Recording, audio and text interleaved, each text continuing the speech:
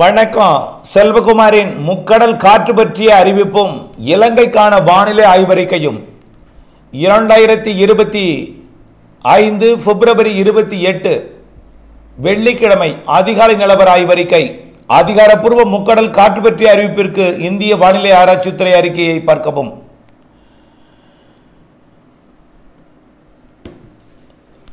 தற்பொழுது காற்று சுழற்சியானது இலங்கைக்கு தெற்கு தென்கிழக்கு திசையில் நீடித்துக் கொண்டிருக்கிறது. இலங்கையை ஒட்டி நீடித்துக் கொண்டிருக்கிறது. இதன் காரணமாக கிழக்கு காற்று தமிழ்நாட்டிலே தரையேறுகிறது. மழை பொழிவை தொடக்கி இருக்கிறது.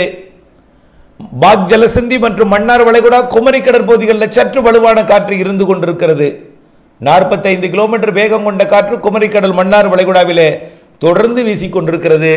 அவ்வப்பொழுது விட்டுவிட்டு 55 கிலோமீட்டர் வேகத்தில் இருந்து கொண்டிருக்கிறது.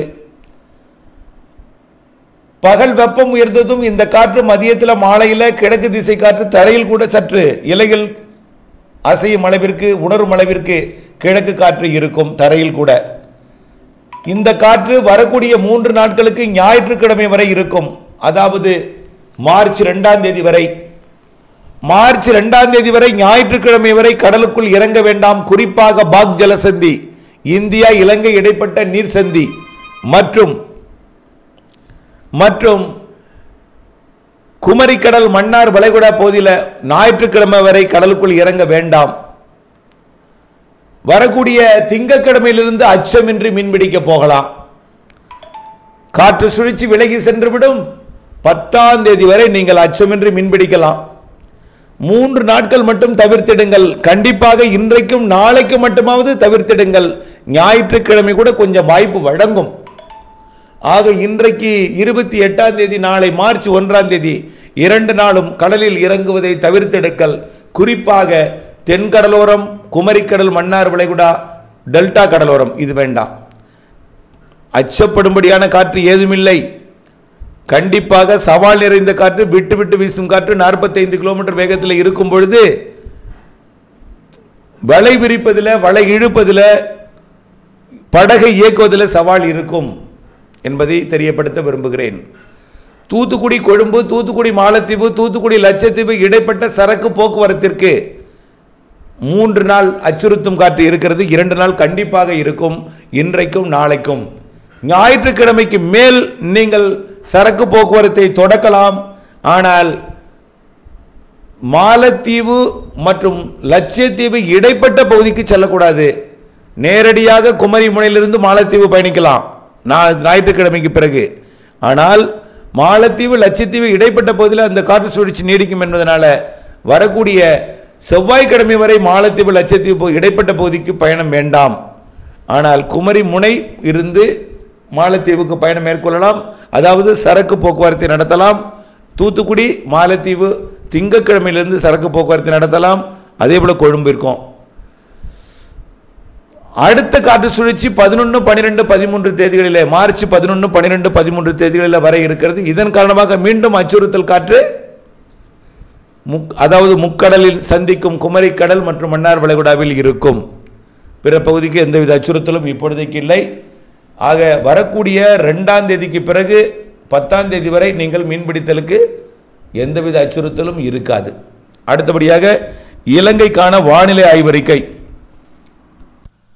தற்பொழுது இலங்கையின் வடக்கு கிழக்கு மாகாணங்களில் ஆங்காங்கே கனமழை பொழிந்து வருகிறது. முல்லைத்தீவு சுற்றுவட்டார பகுதி, அதாவது எலிஃபண்ட் பாஸ் பகுதியெல்லாம் இப்பொழுது மழை, இடியுடன் கூடிய மழை பொழிவு.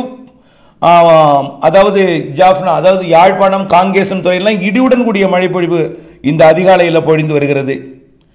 பொழுது விடியும் நேரத்தில் கோடியக்கரை முனை பகுதி வரைக்கும் நல்ல மழைப்பொழிவை எட்டும் வடக்கு கிழக்கு மாகாணங்களுக்கு. அதாவது வடக்கு கிழக்கு மாகாணங்களையும் தாண்டி கோடியக்கரை முனை மற்றும் டெல்டா மாவட்டங்களில் வேதரணியம், தலைஞாயிறு ஒன்றிய பகுதிகளுக்கெல்லாம் இன்றைக்கு காலை மழைப்பொழிவை கொடுக்கும் என்பதனால, அதாவது 6 மணிக்கு மேல் மழைப்பொழிவை கொடுக்கும் என்பதனால கண்டிப்பாக அந்த மழைப்பொழிவு இலங்கைக்கு கூடுதல் மழைப்பொழிவை கொடுக்கும். ஏனென்றால் இங்கிருந்து அந்த இரு காற்று இணைவு என்பது நீராவி, வெப்ப நீராவி, குளிர்காற்று, இது எல்லாமே இலங்கையும் தாண்டி இணைய போகிறது என்றால் இலங்கைக்கு கண்டிப்பாக இடியுடன் கூடிய மழைப்பொழிவு காலையில் இருக்கும் வடக்கு கிழக்கு மாகாணங்களுக்கும். ஒட்டுமொத்த இலங்கைக்கு மழை கண்டிப்பாக இருக்கிறது. வரக்கூடிய திங்கட்கிழமை வரைக்கும். அதில் இன்றைக்கு காலை மதியம் மாலையில் கண்டிப்பாக பரவலான மழைப்பொழிவு இலங்கைக்கு இருக்கிறது. இதில் அம்பாறை சுற்றுவட்டார பகுதிக்கு கொஞ்சம் கனமழை பொழிவு இருக்கிறது, மிக கனமழை பொழிவு இருக்கிறது. அம்பாறை பாட்டிகோலா சுற்றுவட்டார பகுதி உள்ளே கண்டி வரைக்கும் ஒட்டுமொத்த இலங்கைக்கும் மிதமானது முதல் சற்று கனமழை.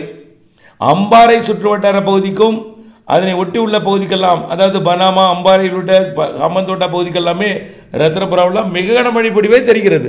இலங்கையோட கிழக்கு மற்றும் தென்கிழக்கு பகுதி, தெற்கு பகுதிக்கு மிக கனமழை பொழிவு இருக்குது. வடக்கு கிழக்கு மாகாணங்களுக்கு பாதிப்பில்லாத கனமழை பொழிவு, அதாவது வடக்கு கிழக்கு மாகாணங்களுக்கு ஒரு 5 சென்டிமீட்டர் வரைக்கும் மழை இருக்கும். திரிகோணமலைக்கு தெற்கே 10-15 சென்டிமீட்டர் வரைக்கும் கூட மழை பொழிவிற்கு வாய்ப்பு இருக்கிறது.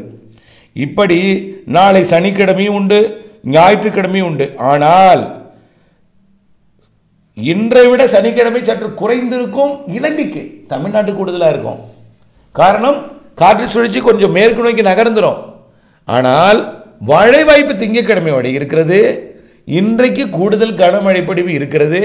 சனிக்கிழமை இன்றை விட சற்று குறைவாக இருக்கும். ஞாயிற்றுக்கிழமை இன்னும் சற்று குறைவாக இருந்தாலும் மழைப்பொழிவு திங்கட்கிழமை வரை இருக்கிறது. இன்றைக்கும் நாளைக்கும் மிக கனமழை பொழிவு தெரிகிறது. அனைத்து மாகாணங்களுக்குமே தெரிகிறது.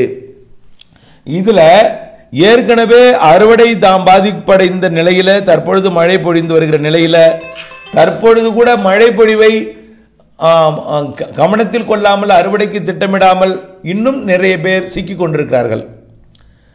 அதாவது கடந்த மழை பொழிந்த பொழுது பட்ட அனுபவத்தை கூட மறந்து தற்பொழுது சிக்கியிருக்கிறார்கள். அங்கிருந்து வந்திருக்கிற 2 பேரிடம் இலங்கையிலிருந்து வந்திருக்கக்கூடிய தகவல் அறுவடை பாதிப்படைந்திருக்கிறது. குறிப்பாக இலங்கையோட மன்னார் பகுதிகளில், புத்தளம் பகுதியில் மழை வராது என்று கொஞ்சம் பாதிக்கும் மழை பொழிவை தற்பொழுது, அதாவது தூறல் சாரலை கண்டு அச்சப்பட்டு கொண்டு மழை அதிகம் பொழிந்து விடுமோ என்கின்ற அறுவடைக்கு திட்டமிடாமல் இருக்கிறார்கள்.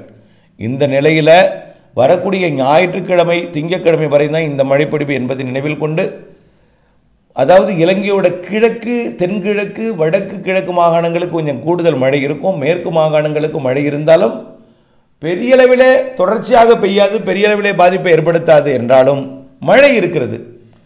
திங்கட்கிழமைக்கு பிறகு செவ்வாய்க்கிழமையிலிருந்து இடைவெளி கொடுத்துவிடும். 10 நாட்களுக்கு மீண்டும் 11ஆம் தேதி மழை இருக்கிறது என்பதை நினைவில் கொண்டு 11, 12, 13 மழையை கவனத்தில் கொண்டு அறுவடைக்கு திட்டமிட்டுக் கொள்ளவும்.